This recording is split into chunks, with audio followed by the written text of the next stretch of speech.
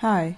Before we start, we'd like to acknowledge the Taboada and Yagara as the First Nation owners of the lands where this research took place. We pay respect to their elders, laws, customs, and creation spirits. We recognize that these lands have always been places of teaching, research, and learning. If another world is possible, it cannot be built with the conceptual tools inherited from the Renaissance and the Enlightenment. It cannot be built with the master's tools.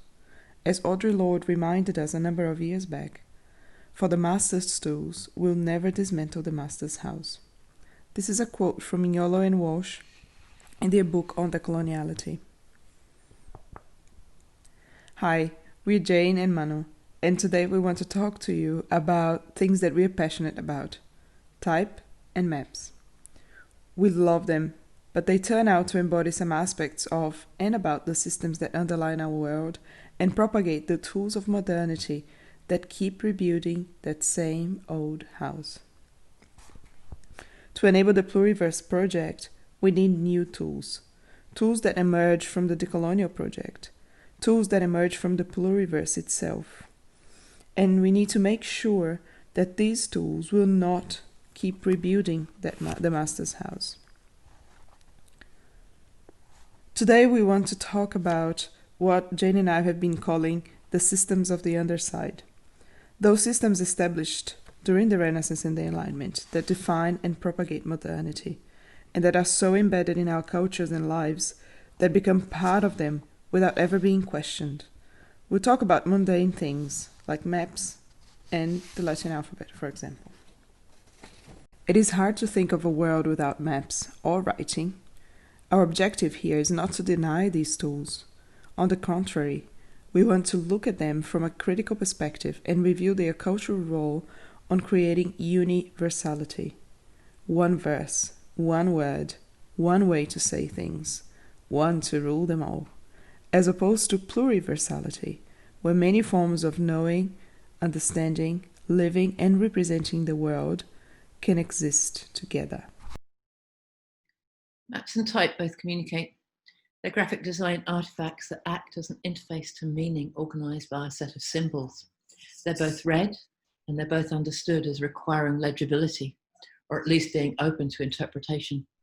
Both are powerful, framing our understandings of the world. Maps and type both offer a practical form of information communication. And this practicality and our understanding of maps as such has become conflated with the systems used to organize the information.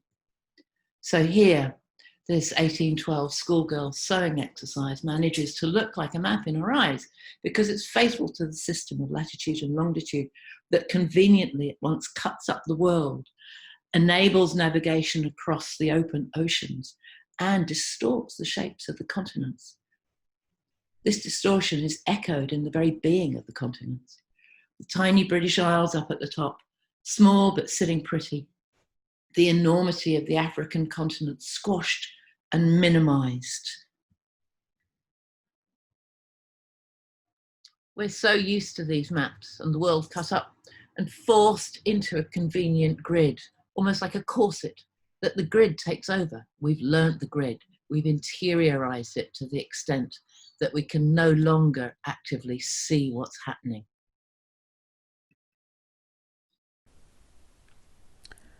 We have interiorized and learned also how to read and write using Latin typography, which is just one of the many writing systems in the world, clearly the dominant one.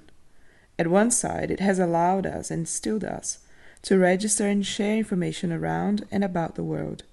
On the other side, it has homogenized and in certain ways erased or made redundant many of the other forms of writing that existed before and still exist. The fact is that while Latin writing does help share knowledge and ideas, it is impossible to decouple the meaning from the shapes. The writing system itself is also part of that communication. And this is how the system is imposed. And they both use that same neat grid and measurements. And we are all used to it. We all know about how maps divided and helped colonizers conquer the world, And we all know that type also has its lines and grids. But it is when we put both systems together, both grids, one to divide the world and one to contain the word, that is when it all becomes a bit sinister.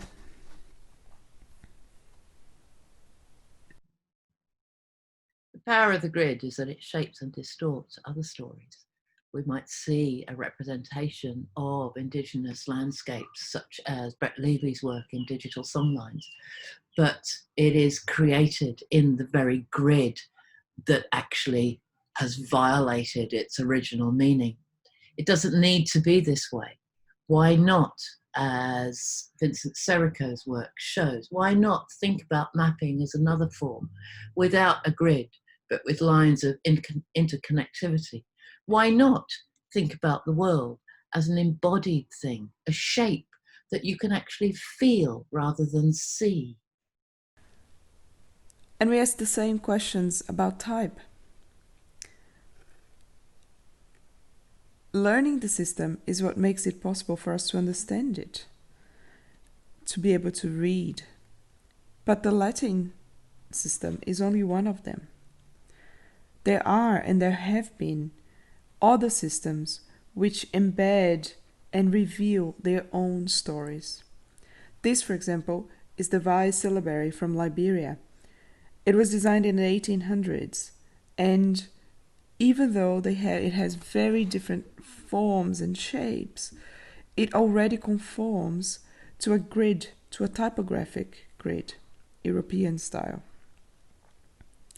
Less conformative, pre-colonial expressions like the Inca quipus, believed to be used to represent numbers, which is the obvious reading from a Western perspective, are likely to have been used for stories, myths, songs, or other much more complex and abstract expressions, unknown to the Western world.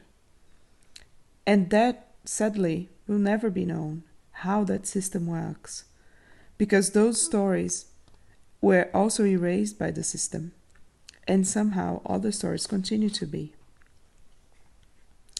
The beautiful thing is that the unknown can reveal the unexpected, like a writing system that is also used as a map system, such as the Samoan tattoos.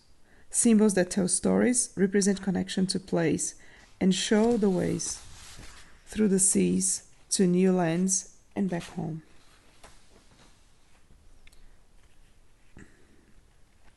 Our cultural artifacts and designs help create the cultures and worlds we live in. They tell stories of their own. We need to question these artifacts to reveal the voices, the multiple ways of knowing and being in and with the world. Stories that have been silenced, ways of living that still are silenced through the systems of the underside.